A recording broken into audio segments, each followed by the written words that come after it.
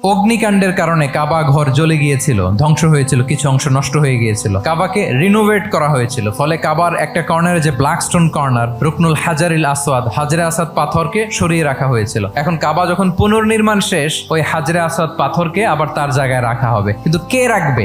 এক দলের নেতা বলে যে আমি রাখবো, আরেক দলের নেতা বলে না আমাদের পাওয়ার বেশি, আমরা রাখবো। আরেকজন বলে রক্তের গঙ্গা বইয়ে দিব মক্কায়, কিন্তু এই সম্মান হাতছাড়া হতে দেব না। পাথর তো মাত্র একটা, সবাই রাখতে চায়। ইন দ্য মিন টাইম রাসূল সাল্লাল্লাহু আলাইহি ওয়াসাল্লাম আসলেন। রাসূল সাল্লাল্লাহু আলাইহি ওয়াসাল্লামকে দেখেই সবাই হ্যাপি, সবাই বলে এই তো আলামিন আসছে, ওই ফয়সালা করবে। আল্লাহ রাসূল সাল্লাল্লাহু আলাইহি ওয়াসাল্লাম বললেন কি হয়েছে? এই ঘটনা। রাসূল সাল্লাল্লাহু আলাইহি ওয়াসাল্লাম বললেন ঠিক আছে, একটা চাদর নিয়ে আসো। এবার জাতীয় চার নেতা চাদরের চার কর্নার ধরে দাঁড়ালো। রাসূল সাল্লাল্লাহু আলাইহি ওয়াসাল্লাম নিজ হাতে হাজরে আসওয়াদ তুলে চাদরের মাঝখানে রাখলেন। এবার চার নেতাকে বললেন আসো তোমরা আমার সাথে। তারা আগাতে লাগলো। কাবা ঘরের সামনে যখন আসলো, রাসূল সাল্লাল্লাহু আলাইহি ওয়াসাল্লাম নিজ হাতে, ওনার বরকতময় হাতে আবার হাজরে আসওয়াদ ধরে ঠিক জায়গা মতো রেখে দিলেন। এতক্ষণ কিন্তু চার নেতা কি বলছে? কাউরে ধরতে দিব না, কিন্তু এখন চাদরের কোনা ধরেই